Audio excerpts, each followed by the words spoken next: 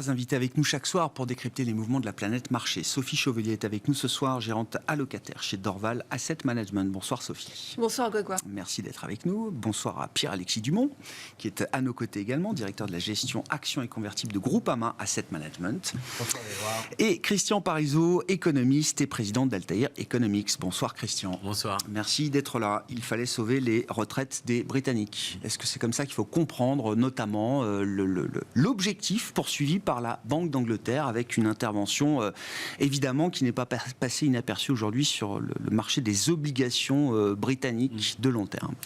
Je dirais qu'il faut surtout casser un cercle vicieux qui est en train de se mettre en place sur les marchés à travers cette crise qu'on voit au Royaume-Uni. Pour faire simple, ça s'auto-entretient. D'une part, on a un problème de dépenses publiques, finalement de dérive des finances publiques et donc de crainte à terme de non-paiement, de non-remboursement. Donc on a une vraie défiance vis-à-vis de la dette anglaise suite aux annonces de dépenses importantes. Donc du coup, ça fait remonter les taux d'intérêt, ça fait chuter la livre. Et donc là, clairement, on dit on fait beaucoup de dépenses, mais en vue finalement de soutenir l'activité. Donc derrière, on se dit, ça va forcer la Banque centrale anglaise à remonter ses taux. Si elle remonte ses taux, naturellement, ça fait encore plus remonter les taux d'intérêt.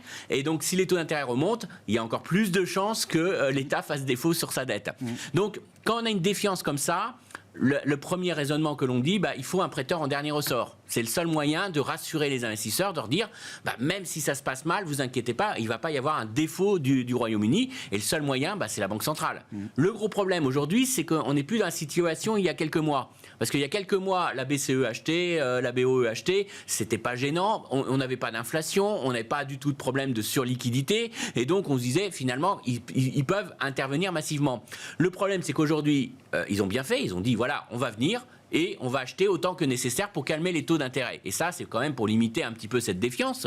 Le seul problème, c'est qu'en faisant ça, ils contredisent complètement leur objectif de réguler l'inflation, d'éviter une flambée de l'inflation. Donc aujourd'hui, c'est crédible peut-être sur le marché obligataire, mais ça l'est beaucoup moins par rapport à l'économie anglaise. Vous voyez que ça a changé, on a changé de monde là. On voit qu'on a un vrai changement de monde. Et donc aujourd'hui, la BOE, quand elle dit « je vais créer de la livre, j'ai créé des livres pour acheter de la dette et éviter que finalement qu'il y ait un défaut de l'État », elle dit derrière, je vais augmenter la masse monétaire et donc je vais accentuer les pressions inflationnistes et donc ça fait encore plus la pression sur la livre. La livre qui chute, ça veut dire aussi une très forte hausse des prix des imports, donc j'alimente l'inflation dans l'économie anglaise. Alors derrière, qu'est-ce qu'elle va faire? Est-ce qu'au mois de novembre, elle va nous dire je remonte encore plus mes taux d'intérêt?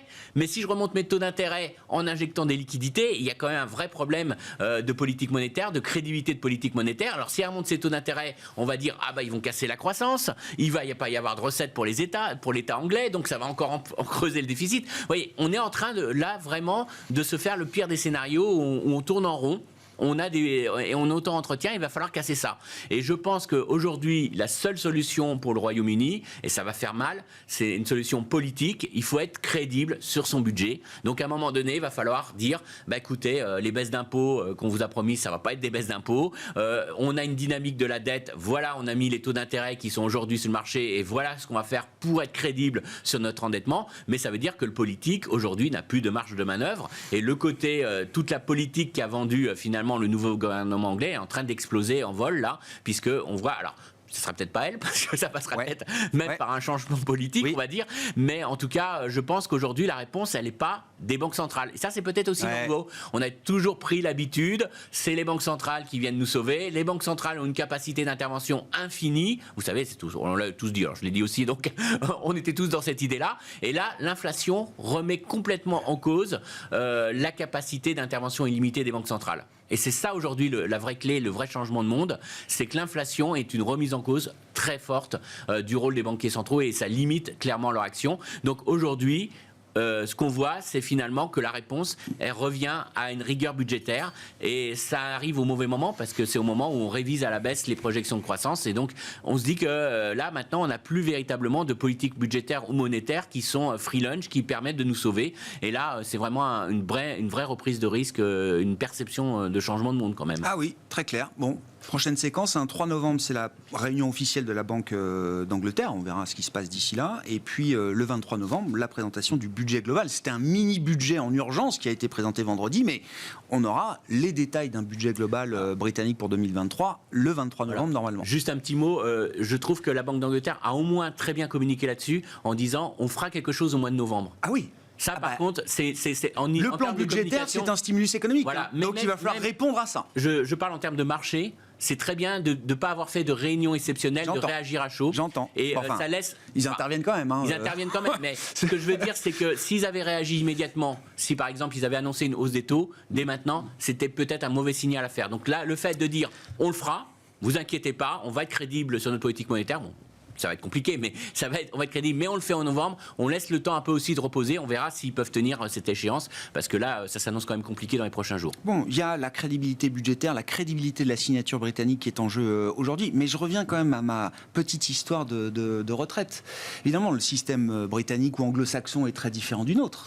Mais de ce que je comprends, là, il y a des centaines de fonds de pension britanniques qui se retrouvent le couteau sous la gorge avec des appels de marge intenables, comme je le disais. Et il y a un enjeu très direct pour les Britanniques sur leur retraite. On peut mettre l'immobilier également. Il y a beaucoup de taux variables dans l'immobilier britannique. Là encore, c'est très différent de la manière dont on fonctionne en France. Mais pour des systèmes qui sont fondés sur des paramètres quand même de taux importants, c'est pas des petits enjeux quand même. Oui, alors, ce qui est vrai, c'est que si vous êtes en déficit de fonds de pension, le fait d'avoir des taux qui remontent, c'est plutôt une bonne nouvelle à moyen terme. Après, la violence des mouvements pose sujet. Voilà. Mais si les taux remontent, pour toutes les sociétés, dont British Telecom, qui est la plus connue, c'est plutôt une très bonne nouvelle pour elle, puisque... on va pouvoir remettre reverrouiller un peu de rendement sur la dette. L'actualisation de vos engagements futurs est évidemment moindre avec des taux plus élevés qu'avec des taux moins élevés. Voilà, c'est clair.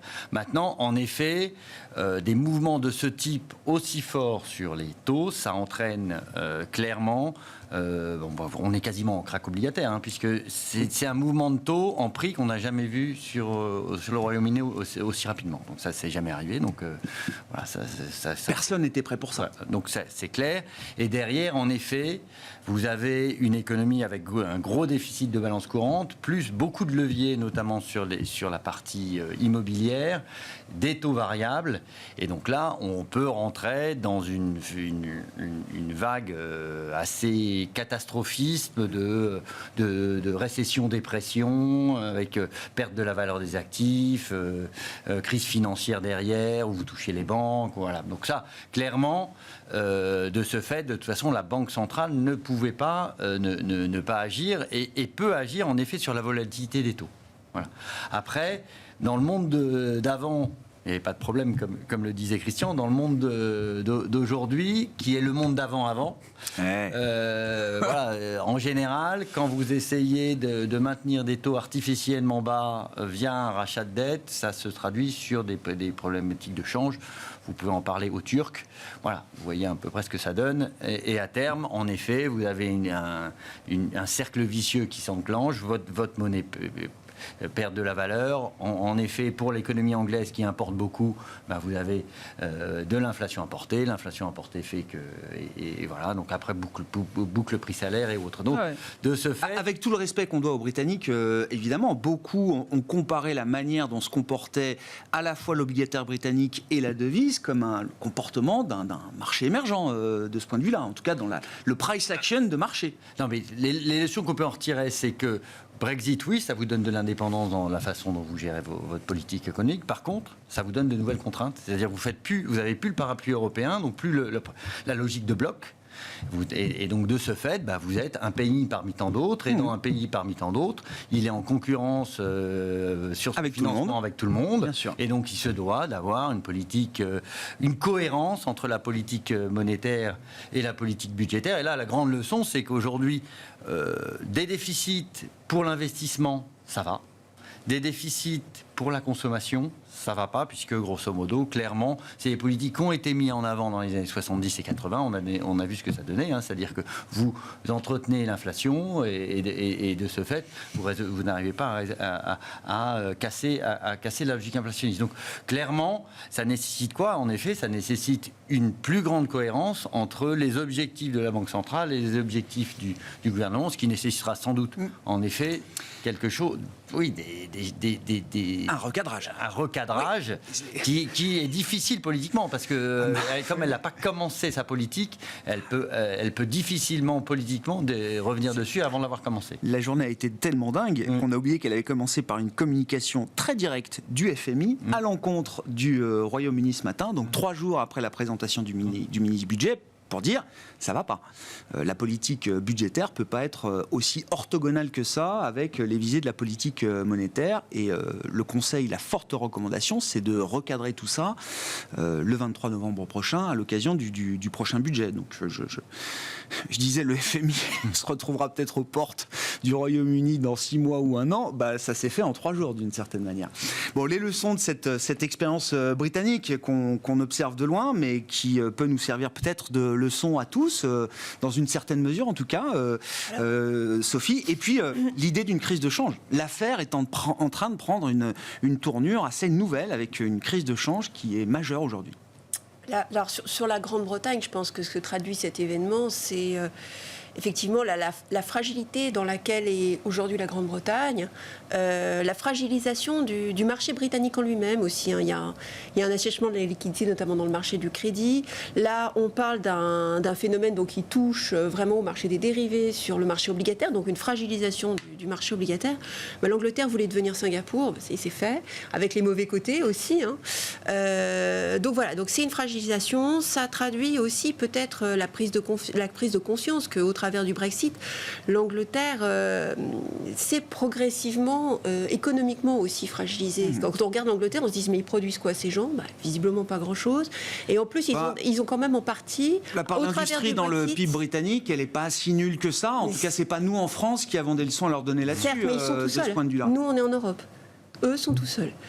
Nous, on est en Europe, donc nous, on a l'Allemagne, on n'est pas tout seul. Et il y a cet aspect-là, et puis ils ont aussi beaucoup souffert sur le segment des services, hein, qui était quand même leur secteur fort. C'est d'ailleurs un des éléments du plan de Liz Truss, c'est-à-dire que il y a quand même une volonté de dumper un petit peu le secteur financier qui a énormément souffert depuis le Brexit. Donc il y a une fragilité britannique qui s'est développée au fil de l'eau et qui se matérialise aujourd'hui par ces tensions, qui sont des tensions très très techniques. Hein.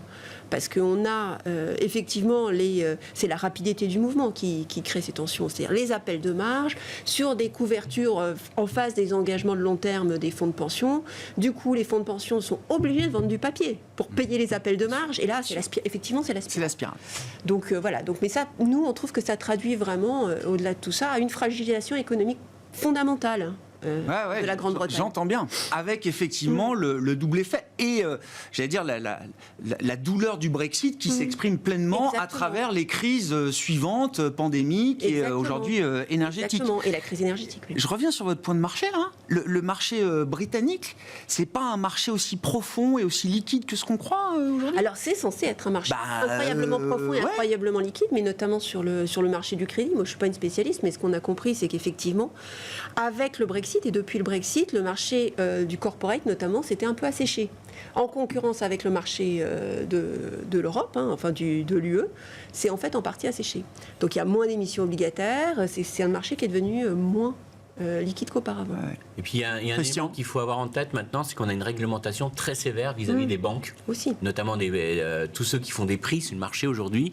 Et ce qu'il faut voir, c'est qu'on a ce qu'on appelle la valuatrice, c'est-à-dire qu'on a véritablement, quand on a une très forte volatilité sur un marché, on a les banques qui sont obligées aujourd'hui, qui n'ont pas suffisamment de fonds propres. À l'instantané, on fait une photo, on dit voilà, la volatilité qu'on observe, les modèles sont en train d'exploser. Et donc à ce moment-là, vous avez forcément les banques qui ne font plus de contrepartie. Ils réduisent, ils ferment ce qu'on appelle, ils ferment leur book, ils ferment véritablement leur portefeuille de contrepartie et vous enlevez la liquidité. Donc les modèles de risque ne permettent pas de soutenir cette situation. Mais ça c'est quelque chose que j'ai vu plusieurs fois. On en avait entendu parler. Rappelez-vous quand il y a eu l'invasion de l'Ukraine, on a eu vraiment ce type de phénomène qui s'est passé avec Morgan Stanley, qui avait vraiment coupé ses portefeuilles sur l'aluminium, et ça avait entraîné véritablement un problème de liquidité, de contrepartie. Mais eux, ils se sont justifiés quand ils ont présenté leurs résultats en disant on explosait nos prises de risque et on devait réduire notre portefeuille. Ça leur a coûté assez cher. Donc c'est pas qu'ils étaient forcément négatifs, mais à un moment donné, on a cette liquidité qui s'enlève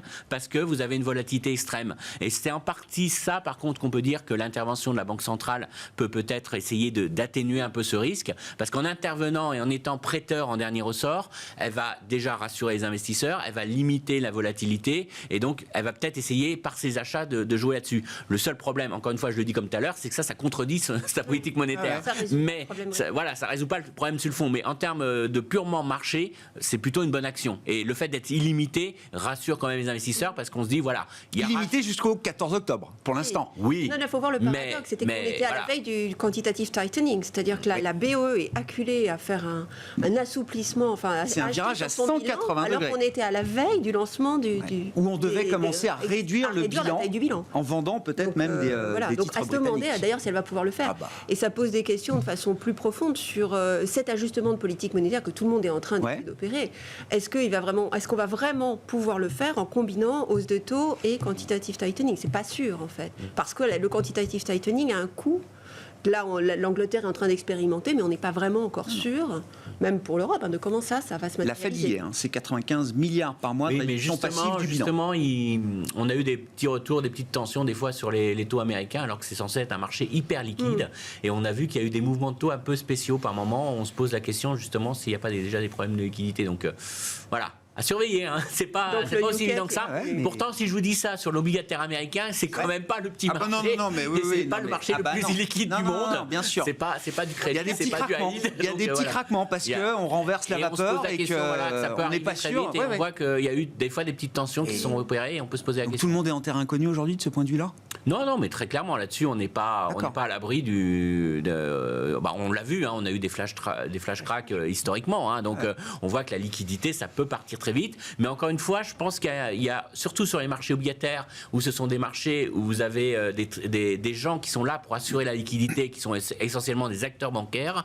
Là, on a quand même un vrai changement depuis plusieurs années maintenant, mais on a eu un vrai changement profond de la réglementation qui empêche justement ce rôle stabilisateur en cas de gros mouvements, de tempête. En temps normal, il n'y a aucun problème, mais on le voit très clairement, et la liquidité s'en va. Et juste aussi, les gens ont l'impression qu'il y a de la liquidité avec tous les systèmes électroniques. Mais on s'aperçoit que ces systèmes électroniques, justement, à la différence des hommes, quand on traitait avec des hommes, les hommes, ils cherchaient, ils savaient où il y avait quelqu'un qui pouvait vendre, il y avait quand même un côté humain là-dedans. Les systèmes électroniques, on le voit, en période de crise, ils sautent. Et ça, on le voit sur le crédit. À chaque fois qu'il y a une crise du crédit, on voit que tout ce qui est liquidité électronique explose. Et là, je pense que ça peut jouer aussi. Alors peut-être, on n'a pas l'habitude de le dire, mais sur de la dette d'État, ça peut aussi jouer et on peut avoir des vrais problèmes comme ça. Crise de change? Oui, déjà, c'est la... Oui, d'accord, très bien, pour un chat, un chat. Non, mais 8% en 10 jours, c'est ce qu'on fait normalement en un an. Mais là, je ne parle pas que du sterling. Oui. Parce que, et puis, non, mais quand même, si, le yen, c'est 20-25% de baisse, l'euro, c'est 15%, le sterling, c'est peut-être 20 contre dollar de baisse depuis le début de l'année. Le yuan, on en parlait assez peu jusqu'à présent parce que c'est une monnaie contrôlée, mais depuis quelques semaines, le mouvement s'est accéléré. On est au plus bas historique, quasiment, ou au plus bas depuis 2008 pour le yuan contrôlé onshore par les autorités monétaires chinoises. C'est 15% de baisse contre dollar. Comment ça évolue une crise de change, et puis comment ça se résout? Est-ce que ça se résout autour de la table en discutant entre grands argentiers pour essayer de calmer un peu la situation, ou est-ce qu'en attendant c'est cavalier seul et chacun pour soi? Alors, je pense que nous, on distingue entre le cas Royaume-Uni et le reste, où on voit un renforcement du dollar face à toute devise, un renforcement relativement fort, mais qui est lié vraiment à une situation assez exceptionnelle, où à court terme, en tout cas, les États-Unis ils sont un peu le grand gagnant de leur situation à la fois stratégique, d'autosuffisance énergétique, et même maintenant, ils ont trouvé des nouveaux débouchés pour leur gaz, hein, et aussi d'un point de vue géopolitique, où l'Europe est bien obligée de revenir massivement vers les États-Unis, après avoir voulu jouer un peu le balancier entre l'Est et l'Ouest. Donc là, clairement, vraiment le dollar joue le rôle de valeur refuge en ce moment. Voilà. Et la question maintenant qu'il faut se poser, c'est à partir de quand cette force du dollar va poser un problème systémique à l'économie mondiale. Voilà, je pense. Et c'est là où on commencera à se mettre... on en parle encore au futur. Tu vois, le ministre des Finances japonais, lui, il considère que pour lui, c'est déjà trop, d'une certaine manière. La Chine considère peut-être que c'est déjà trop aussi, d'une certaine manière. Même du côté de la Banque Centrale Européenne, on est un peu plus vocal quand même sur ce sujet. Non ? Le Japon a beau jeu de le dire, mais lui est absolument pas coopératif. Hein, c'est-à-dire que c'est le seul à pas vouloir durcir un peu sa politique monétaire. Donc le Japon, il a rien à dire. Il doit payer les conséquences de sa politique monétaire. Hein.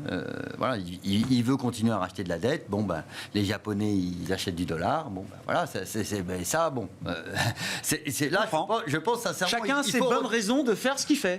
Oui, chacun a ses bonnes raisons. Mais là, grosso modo, alors que tous les banquiers centraux sont relativement d'accord sur le fait qu'il faut quand même freiner la logique inflationniste avant que ça sorte hors de contrôle, hein.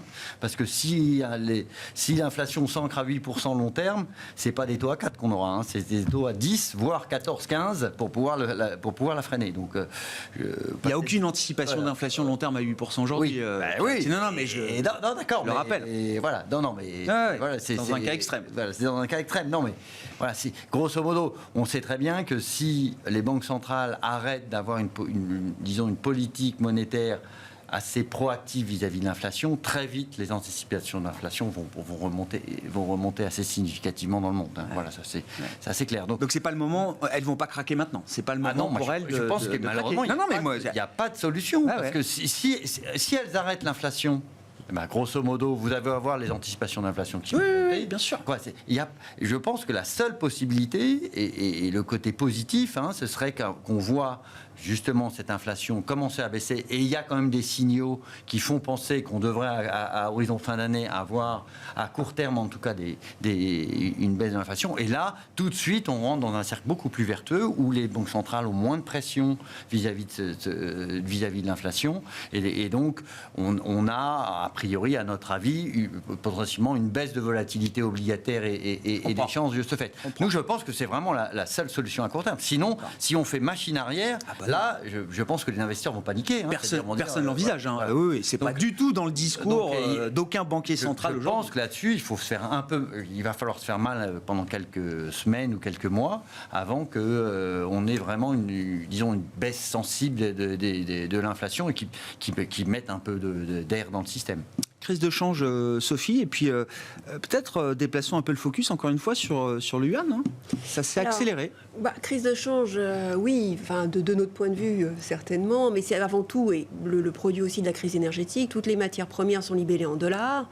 Les États-Unis sont plus avancés que nous dans la phase de resserrement aussi, hein, parce que la devise, c'est aussi une fonction des taux de change réels. Donc bon, ils sont un petit peu en avance. Donc entre guillemets, on subit la crise énergétique, on achète en dollars, ce qui renforce les pressions inflationnistes en Europe, au Japon pareil, etc. Donc on est dans cette phase-là. Entre guillemets, il va falloir qu'on passe l'hiver. Hein. Je ne vois pas comment, effectivement, on va réussir. C'est difficile d'imaginer une réponse concertée sans une collaboration avec la Chine. Du coup, je bascule du côté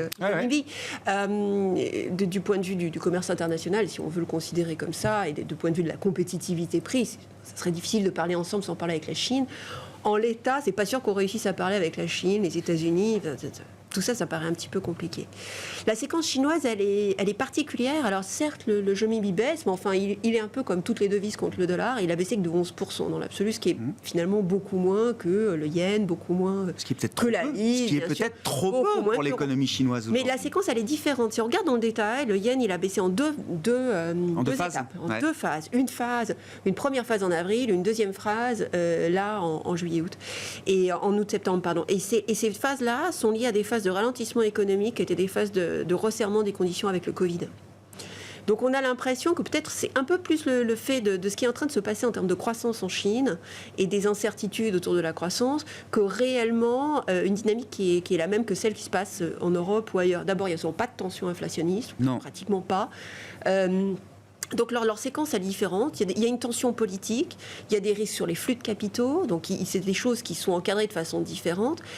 Et la Banque centrale ne se met pas non plus en face parce qu'elle agit plus directement depuis la réforme des changes en 2015. Donc elle a sa bande de fluctuation de 2% tous les jours. Elle essaye de clôturer au-dessus du coup de clôture pour éviter que ça décale trop. Dans l'autre sens. Voilà, mais bon, ils essayent de contenir ça comme ça. Et pour le moment, je pense qu'ils ont d'autres chats à fouetter en interne. Donc ils sont en train de... ils essayent juste d'éviter que ça accélère trop à la baisse et que ça crée une crise de confiance. Mais la crise de confiance, ils l'ont déjà des investisseurs internationaux depuis le début de la crise immobilière et sur les bonds, sur la partie obligataire. Donc il y a plutôt cette séquence-là pour eux. Mais c'est pas un bon signal pour la croissance chinoise. C'est ça qu'il faut comprendre. C'est quand même le reflet d'une perspective de croissance chinoise qui est pas très bonne, alors que déjà on a beaucoup coupé nos ambitions sur la croissance chinoise. Donc de toute façon là, la Banque mondiale a publié hier ou avant-hier, ils ont publié 2,8 sur cette année. Et ce sera moins que le reste de l'année. Honnêtement, 2,8, je sais même pas comment ils vont les sortir. La Chine, ils les sortiront. Ils étaient encore optimistes sur 2023, qui me paraît un peu. Alors après, une des raisons de l'optimisme, je crois que dans le rationnel, c'était l'assouplissement des mesures Covid. Donc avec un effet reprise un peu, une espèce de reprise. Ils jouent vraiment que ce rebond-là. Voilà, mais donc oui, il y a une complexité parce que la crise immobilière en Chine, là, c'est au moins 5 ans de croissance perdue. Enfin, ça va être un coup de croissance potentiel très fort pour eux. Donc c'est plus ça qu'on voit aujourd'hui dans le renminbi. Chacun a un peu sa problématique. Chacun a ses raisons. Les devises acheteuses de matières premières souffrent. Là, tous les pays acheteurs de matières premières souffrent. La Chine a un peu son problème et c'est difficile de parler tous ensemble. C'est vrai, on ne voit pas comment. On le notait avec un de vos confrères cette semaine, spécialiste des émergents. Il y a quelques devises qui sont en hausse face au dollar. Le dollar de 1%. Le réal, le peso mexicain, on laisse l'euro de côté. Les taux brésiliens sont à 13. Ils ont déjà fini pratiquement. Ils ont commencé il y a 18 mois, lui. Mais voilà, ils ont pratiquement fini la phase de resserrement. Donc voilà, il y a aussi des choses. Mais sûrement, ça fera partie des dossiers à regarder. Quand enfin on va se dire qu'on a un pivot en vue. C'était un fragile five il y a 10 ans, le Brésil. Bon, après, on n'est pas sorti du risque politique, là non plus. Non, c'est ce week-end. Premier tour, c'est ça. Ça vient. Bon, pourquoi on n'est pas sorti de risque politique? Je sais pas, j'ai l'impression que c'est pas un risque. Le retour de Lula? Non, moi je dis pas tant le retour de Lula. Non, mais ce que je veux dire, c'est ça va se passer. Est-ce qu'il va y avoir une déstabilisation c'est la transition politique qui peut être compliquée. Ça peut être compliqué, donc on verra. On est habitué à tellement de choses aujourd'hui. Non, mais sérieusement, regardez, est-ce qu'on va même parler de l'Italie et de l'arrivée de... Non, on n'en parlera pas. Non, mais voilà, ça devient un new normal. Et puis on a vu le Capitole. Non, mais surtout comme l'Italie gère sous contrainte, donc voilà. Christian, je sais pas, je cherche un sujet. Non, mais s'il faut qu'on parle un peu des entreprises quand même. Les résultats arrivent, la question des résultats est toujours grande ouverte, avec alors à chaque fois, les derniers trimestres, quand même, des surprises plutôt positives. En tout cas, une résilience des résultats. À chaque fois, on craint que les résultats, les marges craquent. À chaque fois, les entreprises ont démontré leur capacité à s'adapter, à profiter aussi d'un effet nominal. N'oublions pas que l'inflation... il y a des choses bonnes dans l'inflation et dans la croissance nominale. C'est excessif aujourd'hui, mais il y a quand même une logique vertueuse quand même. L'inflation et donc voilà, pour les entreprises. Et donc, est-ce que ce troisième trimestre, les résultats qui arrivent, vont encore démontrer la capacité d'adaptation et la résilience des entreprises à travers leurs résultats? Alors, d'une part, il y a un élément qu'il faut avoir en tête, c'est que le marché action aujourd'hui, il fluctue plus en fonction de ses multiples que en fonction des résultats d'entreprise. Oui, et on l'a bien vu sur juillet juillet-août, c'était 2 mois où on a eu de très fortes révisions à la baisse du consensus des analystes sur les résultats des entreprises, et on n'a pas vu le marché baisser. Non. C'est Powell qui a fait le mouvement. Mais un jour, le marché regardera les résultats à nouveau. Un jour, on va regarder les résultats. Le seul problème que l'on a aujourd'hui, c'est un problème de est-ce que les entreprises vont conserver le pricing power, la capacité de relever les prix qu'elles ont eu au premier semestre. Au premier semestre, c'était quand même un semestre idéal. Si vous regardez un peu la consommation des ménages en Europe ou aux États-Unis, vous avez une hausse des prix et une consommation qui progresse en volume. Alors, c'est génial pour une entreprise. C'est-à-dire que la demande est là, vous pouvez monter vos prix et vous ne voyez pas véritablement la demande s'effondrer. Donc, quand vous avez une insensibilité, une élasticité au prix qui est très faible de la demande, faut y aller, quoi. Faut monter vos prix de vente, hein, c'est le moment. Alors, en plus, elles avaient des hausses de coûts, hein, donc elles avaient une vraie raison de monter leurs prix. Le gros problème là, c'est qu'on voit qu'il y a quand même un retournement. Il y a un retournement conjoncturel qui s'opère. On a les chaînes d'approvisionnement qui s'améliorent. Et attention, l'amélioration des chaînes d'approvisionnement, c'est une perte de pricing power. C'est-à-dire que quand vous allez avoir tous vos concurrents qui vont tourner à fond parce qu'ils ont été livrés, quand vous allez avoir, et on le voit, le coût du fret maritime qui commence à vraiment se retourner, ça veut dire que ça coûte beaucoup moins cher d'importer de Chine, parce que je vous rappelle qu'à un moment donné, avec les retards des navires plus le coût du fret maritime, il valait mieux produire en local que acheter en Chine. Là, ça est en train de quand même un petit peu de se retourner. Alors, je sais que la Chine a des petits problèmes de production, des problèmes d'électricité, tout ça, mais globalement, on a la concurrence qui revient. Donc, ça veut dire que là, on commence à rentrer dans le dur. Et là, on va vraiment voir quelles sont les entreprises qui vont pouvoir répercuter ça sur leur prix de vente. Et là, ça va être très, très compliqué de monter les prix. Et on le voit derrière les consommateurs. Regardez les enquêtes, quoi. Faut pas. Les consommateurs ont très clairement conscience qu'ils ont une perte de pouvoir d'achat, qu'ils ont aujourd'hui, ils vont commencer à se resserrer la ceinture sur leurs achats, tout ce qui est discrétionnaire. Alors, si vous voulez pas avoir le moral, lisez l'enquête auprès des consommateurs de ce matin en Allemagne. Alors là, l'allemand, il est au fond du trou, là. Hein. Ouais, mais ça, c'est historique. Enfin, non, mais le consommateur allemand, c'est pas. Non, mais moi, ma référence, c'est le consommateur américain. Oui, Christian, c'est pas le consommateur allemand. Là, il se fait des crédits à la consommation.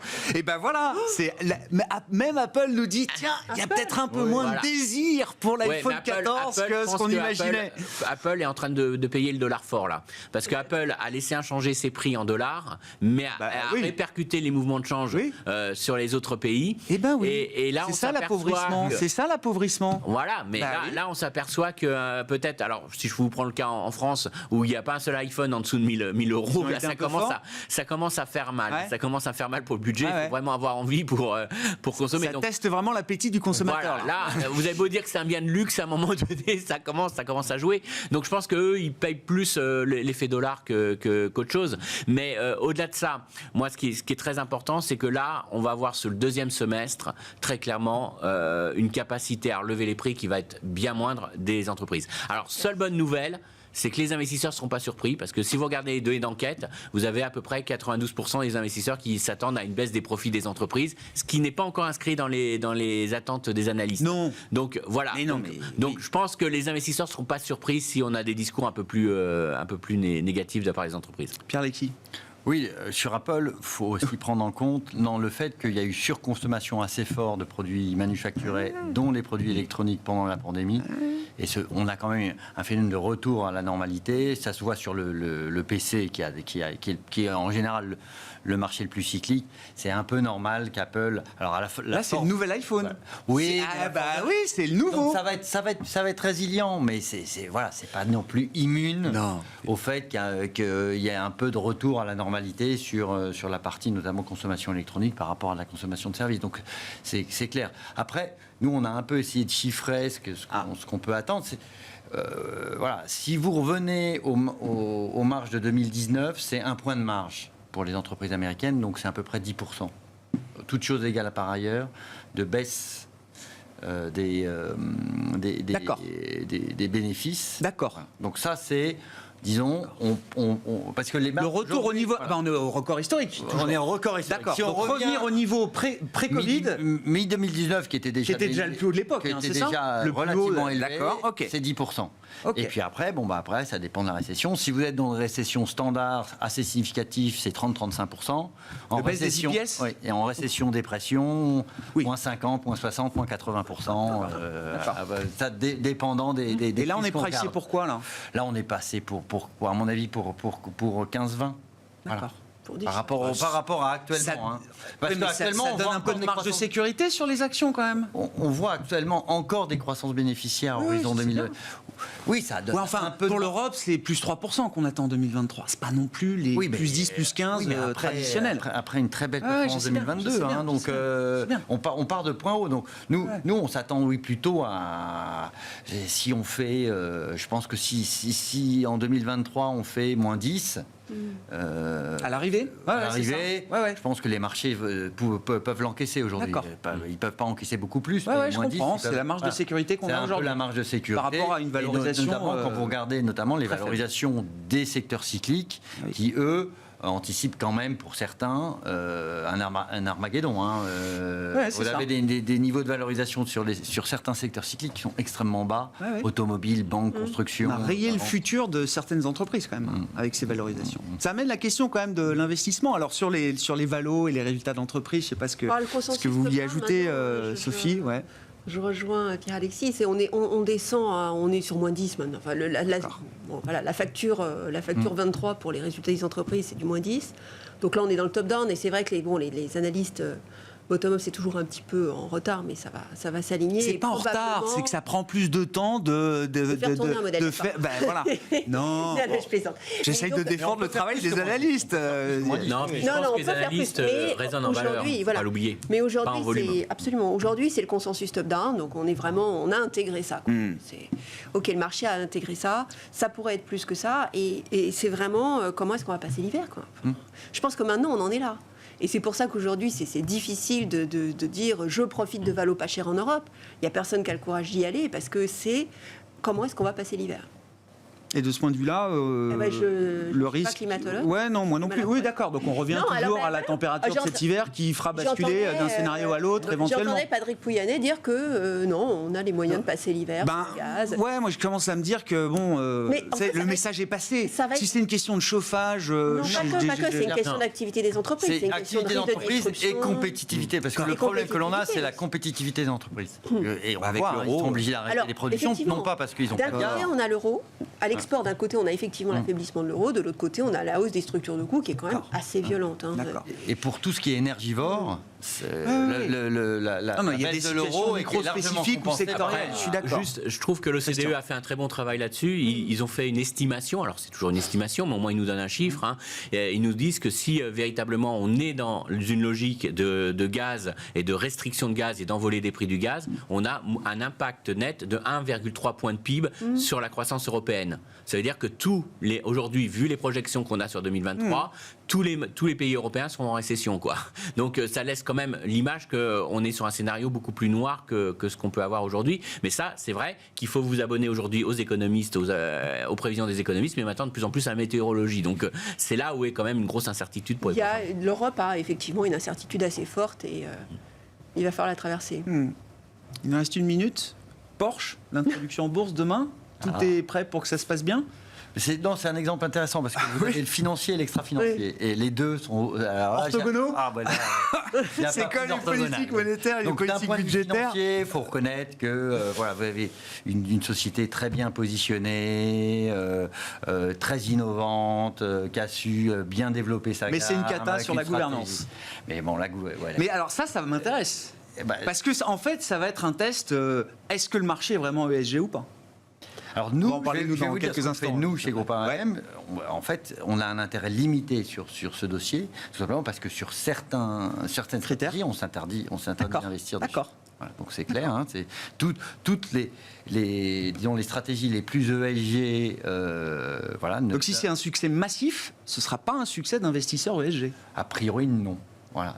Normalement, non. Par contre, d'un point de vue financier, la valorisation est très correcte. On a une stratégie qui est très claire. Voilà. Et si vous voulez regarder, je pense que la bonne comparaison, c'est Hermès LVMH. Hermès, c'est Ferrari. LVMH, c'est Porsche. C'est pas mal aussi. Voilà. C'est bien aussi. Hein. Voilà. Ah bah oui. Non, mais il y a voilà, c'est 300 000 voitures par an. Non, voilà. on a raconté. Non, mais j'aime bien. J'avais pas encore eu cette. Enfin, on a parlé, pas de droit de vote, la gouvernance, etc. Mais en fait, voilà, si c'est vraiment un succès, bon, ça montre que l'ESG n'est pas encore partout dans le marché, d'une certaine manière. Non, Porsche est plus fort que l'ESG, peut-être, Après, en termes de désirabilité. Américains qui sont moins sensibles. Ah bah là, il y a fonds de pension norvégien, alors Qatar, Abu Dhabi, mais le norvégien, il est dedans aussi. Oui, en 3. Voilà. Donc, bon. On suivra ça. Ce sera quand même l'événement demain, l'introduction en bourse de Porsche sur le marché allemand. Merci à vous trois d'avoir été les invités de Planète Marché ce soir dans Smart Bourse sur Bismart.